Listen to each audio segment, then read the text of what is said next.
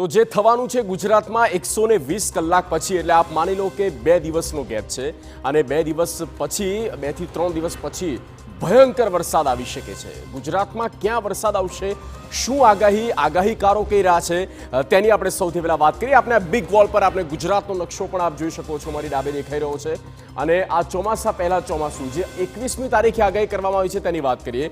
જે yellow zone છે ખાસ એ આપ જોઈ લો, જ્યાં યલો ઝોન છે તે સૂચવે છે કે ત્યાં વરસાદ આવશે જ અને એ યલો ઝોન હોય તો તેમાં છે સૌરાષ્ટ્રના કેટલાક જિલ્લા।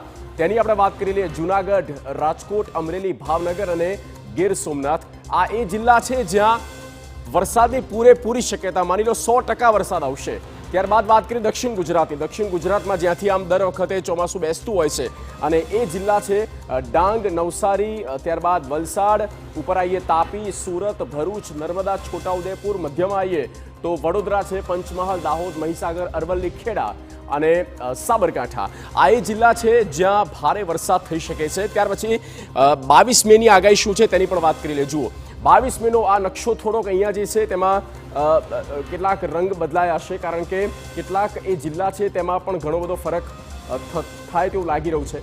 લગભગ માફ કરશો, લગભગ સરખું છે। 22મી તારીખે પણ કંઈક આ જ પ્રકારની ઇન્ટેન્સિટી રહેવાની છે।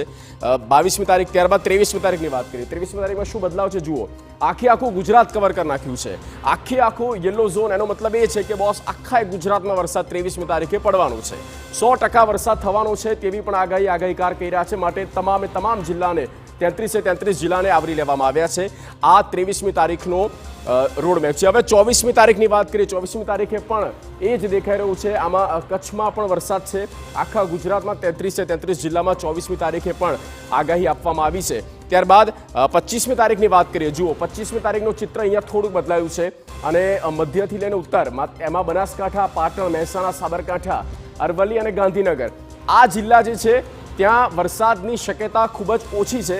બાકીના તમામ જિલ્લા છે તેને વરસાદ કે જે આવરી લેવામાં આવશે। આ જે સાયક્લોન છે એ સાયક્લોન ત્રાટકશે, કઈ બાજુ ત્રાટકે છે